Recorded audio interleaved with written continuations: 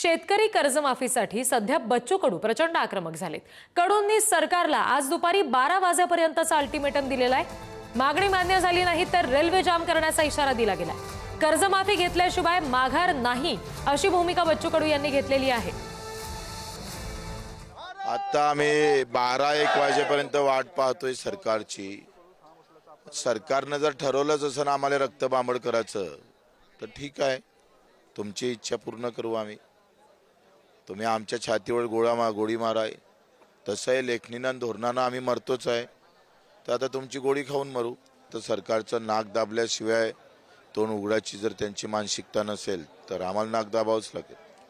सरकारकडून काही बोलण्यासाठी काही आला आहे का? कोणी आलं नाही सध्या, त्यांना गरज नाही आहे। शेतकरी मेला काय राहिला काय संबंध आहे? आणखी तपशील घेऊयात। प्रतिनिधी जितेंद्र शिंगाडे आपल्याशी जोडले गेलेत त्यांच्याकडून। जितेंद्र, आता नेमकं बच्चू कडू कुठे आहेत आणि या पुढची त्यांची आजच्या दिवसभरातली भूमिका काय असणार आहे? रिद्धी, आज बच्चू कडू यांचा मोर्चाचा तिसरा दिवस तर आंदोलनाचा दुसरा दिवस आहे। काल संध्याकाळी नागपूरच्या सीमेवरील या वर्धा नागपूर हायवेवर हे आंदोलन पोहोचलेलं होतं, मोर्चा पोहोचलेला होता आणि जे नियोजित स्थळ होतं तिथे न पोहोचता त्याच्या अगोदरच 1 ते 1.5 किलोमीटर पूर्वी जो नागपूरचा आउटर रिंग रोड आहे त्याच्या खालीच बच्चू कडूंनी आपलं आंदोलन सुरू केलं आणि इथेच चक्काजाम सुरू केलेला आहे, ज्यामुळे या आंदोलनाचे जो झळ आहे ते अनेकांना बसतंय। अनेक किलोमीटरपर्यंत वाहनांच्या रांगा थांबलेल्या आहेत। मग तो नागपूर हैदराबाद महामार्ग असेल, नागपूर चंद्रपूर, नागपूर भंडारा, नागपूर रायपूर असे हे मार्ग आहेत जे पूर्णपणे वाहतूक कोंडी झालेली आहे। आणि आपण पाहू शकतो की रस्त्यावर अशा प्रकारे हे रात्रभर शेतकरी जे आहेत, दिव्यांग आहेत, ते इथे ठाण मांडून बसलेले होते। ठिकठिकाणी अशा प्रकारचे जे आहेत रस्ता रोको करण्यात आलेला आहे।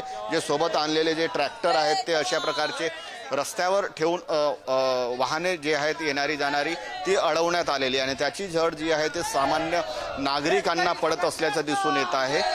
या परिसरामध्ये काही MIDC आहे, त्या MIDC म्हणजे बुट्टीबोरी MIDC मध्ये जाणाऱ्या नोकरदार वर्ग असेल त्यांनाही याची झळ बसलेली आहे। तर दुसरीकडे काही महाविद्यालये देखील इथे आहेत, त्या महाविद्यालयांना आज सुट्टी जाहीर करण्यात आलेली आहे। एकूणच पाहता आज हा आंदोलनाचा दुसरा दिवस आहे। रात्रभर आंदोलक रस्त्यावर ठाण मांडून बसलेले आहेत आणि दुपारी 12 वाजेपर्यंत सरकारला अल्टिमेटम दिलेला आहे बच्चू कडू यांनी। आणि आता थोड्या वेळापूर्वी या भाषणातून घोषणाही करण्यात आली की 11 वाजेपर्यंत थांबा, 11 वाजेनंतर मग आपण पुढील दिशा जी आहे आंदोलनाची ती जाहीर करण्यात येईल। इथून जे शेजारी आहे ते जवळपास अर्धा 1 किलोमीटरवर रेल्वे लाईन आहे। रेल्वे लाईन ही महत्त्वाची रेल्वे लाईन आहे, कारण उत्तर दक्षिण आणि पूर्व पश्चिम भारताला जोडणारी महत्त्वपूर्ण रेल्वे लाईन इथून जाते आणि त्या रेल्वे लाईन देखील ठप्प करण्याचा इशारा बच्चू कडू यांनी दिलेला आहे। आतापर्यंत सरकारकडनं कोणीही बोलणी झालेली नाही किंवा चर्चेसाठी कोणी आलं नसल्याचं देखील त्यांनी स्पष्ट केलेलं आहे। त्यामुळे ही जी आंदोलनाची धग आहे किंवा हा जो आंदोलन आहे त्याचा तिढा कधी सुटतोय, सर्वसामान्य नागरिकांना याचा फटका बसतोय तो कधी दूर होतोय, जे अडकून पडलेले रात्रभर नागरिक आहेत ठिकठिकाणी ते कसे आपापल्या ठिकाणी पोहोचतील हे देखील तेवढंच पाहणं महत्त्वाचं ठरणार आहे। त्यामुळे सरकारकडून अजूनपर्यंत कुठलीही बोलावणी आली नाही आहे। मात्र हे जे संपूर्ण आंदोलन आहे हे याची जी धग आहे किंवा याची जी